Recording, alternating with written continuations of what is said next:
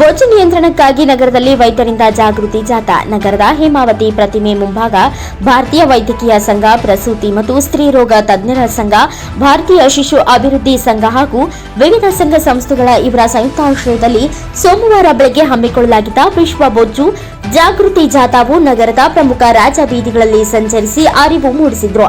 ಭಾರತೀಯ ವೈದ್ಯಕೀಯ ಸಂಘದ ಮಾಜಿ ಅಧ್ಯಕ್ಷರಾದ ಅಬ್ದುಲ್ ಬಶೀರ್ ಮಾತನಾಡಿ, ಇತ್ತೀಚಿನ ಸಮೀಕ್ಷೆ ಪ್ರಕಾರ ಪ್ರಪಂಚದಾದ್ಯಂತ 100 ಕೋಟಿ ಜನರಿಗೆ ಬೊಜ್ಜಿನ ಸಮಸ್ಯೆ ಕಂಡುಬಂದಿದೆ. ಅದರಲ್ಲೂ ಮಕ್ಕಳಲ್ಲಿಯೇ ಹೆಚ್ಚು ಕಾಣಿಸುತ್ತಿದೆ. ಭಾರತದಲ್ಲೇ 1.25 ಕೋಟಿ ಮಕ್ಕಳಿಗೆ ಬೊಜ್ಜಿನ ಸಮಸ್ಯೆ ಕಂಡುಬಂದಿದೆ. 75 ಲಕ್ಷ ಜನ ಗಂಡು ಮಕ್ಕಳಿಗೆ, 65 ಲಕ್ಷ ಹೆಣ್ಣು ಮಕ್ಕಳಿಗೆ ಶುರುವಾಗಿದೆ. ನಮ್ಮ ಆಹಾರ ಪದ್ಧತಿ, ಜೀವನ ಶೈಲಿಯಲ್ಲಿ ಬಹಳ ಬದಲಾವಣೆಯಾಗಿದೆ ಎಂದರು. ಕೋವಿಡ್ ಬಂದ ನಂತರ ಎಲ್ಲರೂ ಸೋಮಾರಿಗಳಾಗಿದ್ದು, ಜಂಕ್ ಫುಡ್ ಸೇವನೆಯಿಂದ ಮತ್ತು ಕವರ್ಡಿಕ್ ಡ್ರಿಂಕ್ ಕುಡಿಯುವುದರಿಂದ ಮಕ್ಕಳ ದೇಹದಲ್ಲಿ ಭಾರ ಹೆಚ್ಚು ಕಾಣುತ್ತಿದೆ.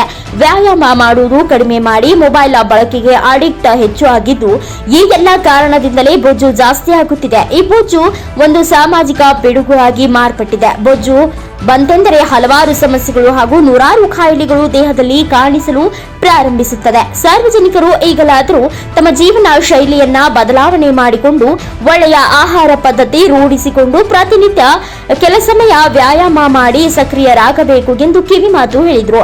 ಇದೇ ವೇಳೆ ಜಾಗೃತಿ ಜಾಥಾದಲ್ಲಿ ಡಾಕ್ಟರ್ ದಿನೇಶ್ ಬೈರೇಗೌಡ, ಡಾಕ್ಟರ್ ಪಾಲಾಕ್ಷ, ಪ್ರಸೂತಿ ಸ್ತ್ರೀ ರೋಗ ತಜ್ಞರ ಸಂಘದ ಅಧ್ಯಕ್ಷೆ ಗಿರಿಜಾ, ಭಾರತೀಯ ವೈದ್ಯಕೀಯ ಸಂಘದ ಮಾಜಿ ಅಧ್ಯಕ್ಷ ಡಾಕ್ಟರ್ ಅಬ್ದುಲ್ ಬಶೀರ್, ಭಾರತೀಯ ಶಿಶು ವೈದ್ಯಕೀಯ ಸಂಘದ ಅಧ್ಯಕ್ಷ ಮತ್ತು ಮಕ್ಕಳ ತಜ್ಞರು ಡಾಕ್ಟರ್ ಎಚ್ ಪಾಲಾಕ್ಷ, ಪ್ರಸೂತಿ ಸ್ತ್ರೀ ರೋಗ ತಜ್ಞರಾದ ಡಾಕ್ಟರ್ ಸಾವಿತ್ರಿ, ಖಾಸಗಿ ಆಸ್ಪತ್ರೆಗಳ ಸಂಘದ ಅಧ್ಯಕ್ಷ ಯತೀಶ್, ಡಾಕ್ಟರ್ ಭವ್ಯ ಇತರರು ಭಾಗಿಯಾಗಿದ್ದರು. Chandan, NKS TV4 news, Hassan.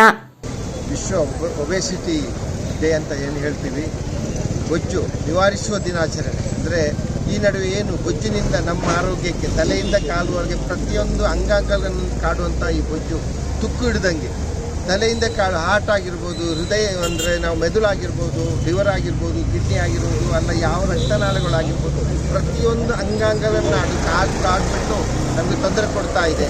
ನಮ್ಮ ಆಯುಷ್ಯವನ್ನು 60%, 40 to 50% ಅದನ್ನು ಆಯುಷ್ಯವನ್ನು ಕಡಿಮೆ ಮಾಡ್ತಾ ಇದೆ. ಎಸ್ಪೆಷಲಿ ಇವಾಗ ನಮ್ಮ ಸ್ನೇಹಿತರು ಹೇಳ್ದಂಗೆ ಮಕ್ಕಳಿಂದ ಮುಂಚೆ ಏನು ದೊಡ್ಡವರು 45 ವರ್ಷ 50 ವರ್ಷ ಆದಮೇಲೆ ಬರ್ತವಂಥ ಬೊಜ್ಜು ಇವಾಗ ಮಕ್ಕಳಿಂದಲೇ ಬೊಜ್ಜು ಆಗ್ತಾ ಇದೆ. ಕಾರಣಗಳೇನು ಅಂದರೆ ನಮ್ಮ ಆಹಾರ ಪದ್ಧತಿ ಆಗಿರ್ಬೋದು, ನಮ್ಮ ಜೀವನ ಶೈಲಿ ಆಗಿರ್ಬೋದು, ನಾವು ಸರಿಯಾದ ಆಹಾರ ಅಂದರೆ ಅಲ್ಲಿ ಇಲ್ಲಿ ಜಂಕ್ ಫುಡ್ ತೊಗೊಳ್ಳುವಂಥದ್ದು. ಆಮೇಲೆ ನಾವು ಯಾವುದೇ ಮಕ್ಕಳು ಕೂಡ ವ್ಯಾಯಾಮ ಮಾಡಲ್ಲ. ಇವಾಗ ಮೊಬೈಲ್ ಇಟ್ಕೊಂಡು ಆಟ ಆಡೋದ್ರಿಂದ ನಾವು ವ್ಯಾಯಾಮ ಕಡಿಮೆ ಆಗ್ತಾ ಇದೆ. ನಮ್ಮ ಏನಿದೆ ಅದರಿಂದಾಗಿ ನಮ್ಮ ಈ ಬೊಜ್ಜು ನಮ್ಮ ಶರೀರಕ್ಕೆ ತೊಂದರೆ ಕೊಡ್ತಾ ಇದೆ ಅಂತ ಹೇಳ್ಬಿಟ್ಟು ಇವತ್ತು ನಾವು ನಮ್ಮ ಭಾರತೀಯ ವೈದ್ಯಕೀಯ ಸಂಘ ಹಾಸನ, ಶಿಶು ವೈದ್ಯಕೀಯ ಸಂಘ ಹಾಸನ ಮತ್ತು ಹಲವಾರು ಸಂಘ ಸಂಸ್ಥೆ ನಮ್ಮ ವೈದ್ಯರು ಮತ್ತು ನಮ್ಮ ಸ್ನೇಹಿತರು ಒಳ್ಳೆ ಸೇರಿ ಇವತ್ತು ಜಾಥಾ ಮಾಡ್ತಾ ಇದ್ದೀವಿ. ಸಾರ್ವಜನಿಕರಲ್ಲಿ ಒಂದು ಮನವಿ, ನಾವುಗಳು ದಯವಿಟ್ಟು ಬೊಜ್ಜು ಇರುವಂಥ ಆಹಾರ, ಫ್ಯಾಟ್ ಫುಡ್ಡನ್ನು ನೀವು ಆದಷ್ಟು ಕಡಿಮೆ ಮಾಡಬೇಕು. ನಮ್ಮ ಆರೋಗ್ಯವನ್ನು ಕಾಪಾಡಬೇಕು. ನಮ್ಮ ಆರೋಗ್ಯವೇ ಭಾಗ್ಯ ಅಂತ ನಾವು ತಿಳ್ಕೊಳ್ಬೇಕಂತ ಎಲ್ಲರದ್ದು ಕಳಕಳಿಯಿಂದ ಮನವಿ ಮಾಡ್ಕೊಳ್ತಾರೆ.